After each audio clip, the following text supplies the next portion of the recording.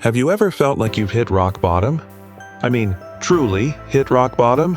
Where the silence is so loud it deafens you, and the only person you have to blame is the one staring back at you in the mirror. If you have, then you need to hear the story of Ethan Cole. This isn't just a story, it's a blueprint for anyone who's ever felt lost, broken, and completely alone. Ethan Cole. The name used to echo in startup circles. He was the guy with the Midas touch, the visionary with a smile that could charm investors out of their life savings. His company, Innovate, wasn't just a business. It was a revolution on the verge of happening. He lived in a sleek, minimalist apartment with a view that screamed, "I've made it." He had friends who laughed at his jokes, a calendar booked months in advance, and a future so bright you needed shades to look at it. He was the poster boy for hustle culture, the living embodiment of the Silicon Valley dream. He believed, with every fiber of his being, that he was building a legacy. But dreams, especially the shiny ones, have a nasty habit of shattering. The fall wasn't a gradual descent. It was a cliff dive, a bad market turn, a key investor pulling out, a series of catastrophic decisions made under pressure. It was a perfect storm. One day, Ethan was the captain of a ship sailing toward a golden horizon. The next, he was clinging to a piece of driftwood in the middle of a hurricane. Innovate imploded. The headlines that once praised his genius now dissected his failure with surgical precision. One-hit wonder. The Innovate implosion. From hero to zero. Each word was a fresh wound. The first thing to go wasn't the money. It was the noise. The constant ping of emails, the congratulatory calls, the laughter of friends at fancy dinners. It all vanished. The silence that replaced it was terrifying. His friends, the ones who had clapped him on the back and toasted his success, suddenly had full voicemails and unread messages. The invitations stopped coming. It was as if he had become a ghost in his own life, invisible to the world he had worked so hard to build. Then came the bills. They arrived like soldiers in an invading army, relentless and unforgiving. First, a polite notice. Then, a red-stamped, urgent. Finally, the eviction letter, cold and impersonal, taped to the door of his dream apartment. He packed his life into 2 suitcases and a cardboard box. The bespoke suits, the expensive watches, the framed articles, they were just relics of a forgotten king in a fallen kingdom. His new home wasn't minimalist chic. It was a 2012 sedan. The driver's seat became his bed, the passenger seat his office, the glove compartment his pantry. He'd park in forgotten corners of the city, under the humming orange glow of streetlights, hoping no one would notice the fog on the inside of the windows. Every morning, he'd wake up with a crick in his neck and a hollowness in his chest that had nothing to do with hunger. The shame was a physical weight. He'd use public restrooms to wash his face, trying to avoid his own reflection. The man in the mirror was a stranger. His eyes were haunted, his shoulders slumped. Where was the confident dreamer? Where was the man who could command a boardroom with a single idea? He was gone, replaced by this shell. He started to question everything. Was he ever that man? Or was it all just an illusion? A role he was playing. He felt like a fraud. Not just a failure, but a fundamental, deep-down fraud. The world had seen through him, and now he was seeing it too. Days bled into one another. The routine was a monotonous loop of survival. Find a place to park, find a free Wi-Fi signal to job hunt with the last bit of battery on his laptop, find a way to make the $5 in his pocket last.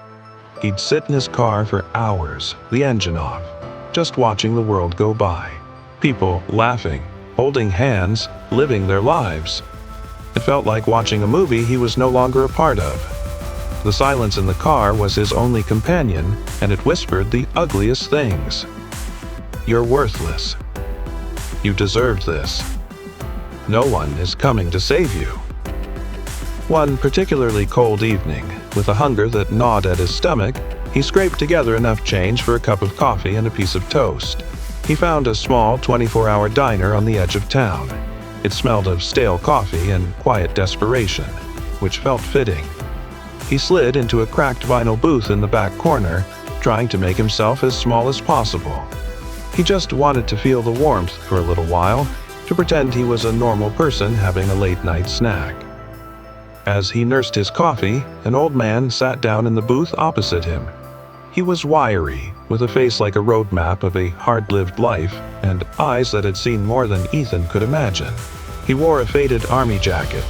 He didn't say anything at first, just sat there, sipping his own coffee. Ethan kept his eyes down, hoping the man would leave him alone. But he didn't. After a few minutes of shared silence, the old man spoke, his voice raspy but clear. "Tough night, son?" Ethan just shrugged, not trusting his own voice. The old man nodded slowly. "I've had a few of those.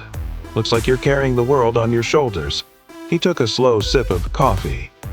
"Let me tell you something I learned a long time ago, in a place far from here. When everything is gone, when the smoke clears and you're standing in the rubble of what used to be your life, you have a choice." Ethan finally looked up, intrigued despite himself. The veteran leaned forward slightly, his gaze steady and intense.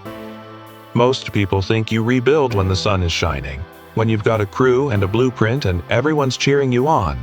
They're wrong." He paused, letting the words hang in the air between them. "You don't rebuild when it's easy. You rebuild when no one's watching. You lay the first brick in the dark when you're cold and alone and every part of you wants to just lie down in the dirt and give up.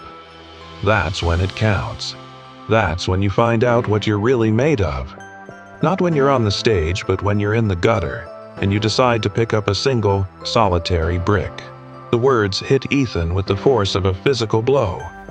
You rebuild when no one's watching.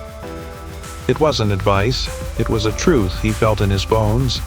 It cut through the fog of self-pity and shame that had clouded his mind for months. For the first time since the collapse, a flicker of something other than despair ignited within him. It wasn't hope, not yet.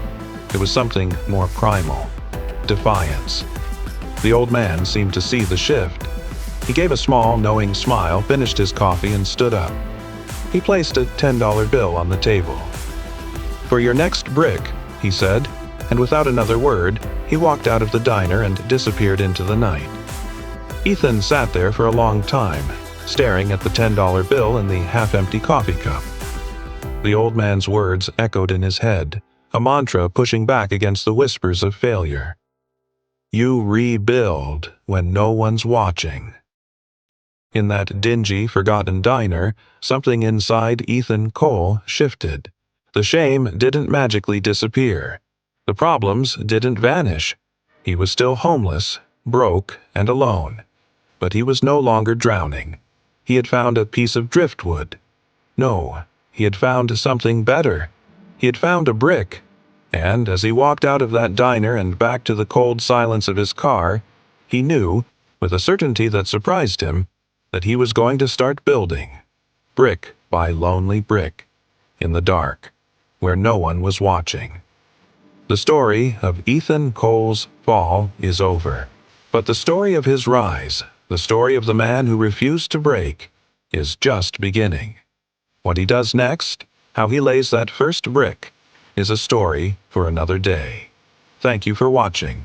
If this story resonated with you, make sure to subscribe and hit that notification bell because you won't want to miss part 2. See you next time.